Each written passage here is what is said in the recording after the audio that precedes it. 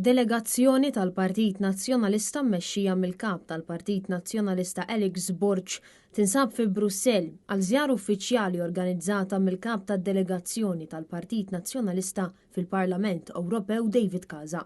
Żjara li qed issir biex il-Partit Nazzjonalista jsaħħaħ l-impenn tiegħu fil-politika Ewropea u jiżgura illi l-interessi ta' Malta u Għawdex ikunu rappreżentati b'mod effettiv fil-livell Ewropew.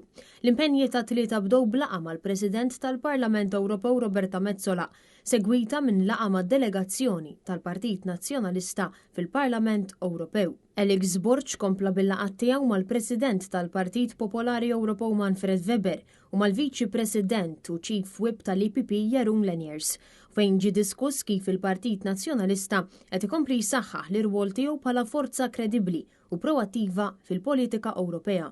Il-kap tal-Partit Nazzjonalista ltaqa' mal-Kummissarju Ewropew Jessica Roosewall inkarregata mill-ambjent, ir-reżiljenza tal-ilma u l-ekonomija ċirkulari kompetittiva, fejn enfasizza l-importanza li l-liġijiet u l-politika tal-Unjoni Ewropea jirriflettu r-realtajiet ta' gżejjer żgħar. Bdejna billi iltqajna mal-Kummissarju għall-Ambjent għaliex bħala partit emment li rridu l-ewwel niltaqgħu ma' din il-Kummissarju. Kif għamilna l-ġimgħa l-oħra fejn poġġejna l-ambjent bħala priorità għall-Partit Nazzjonalista, anke llum ġo Brussell iltqajna l-ewwel mal-Kummissarju tal-Ambjent biex inkomplu niddiskutu kif bħala Ewropa u bħala pajjiż nistgħu nkomplu naħdmu flimkien biex nissalvagwardjaw l-ambjent u fl-istess ħin ukoll naraw il-progress. Alex Borg iltaqa' wkoll mal-Kummissarju Ewropew Andrius Kubilius, responsabbli mid-difiża u l-ispazju, mal-Ambaxxatur ta' Malta għal Belġju u NATO Vanni Xwireb u mal-Ambaxxatur Permanenti ta' Malta għall-Unjoni Ewropea Neil Kerr.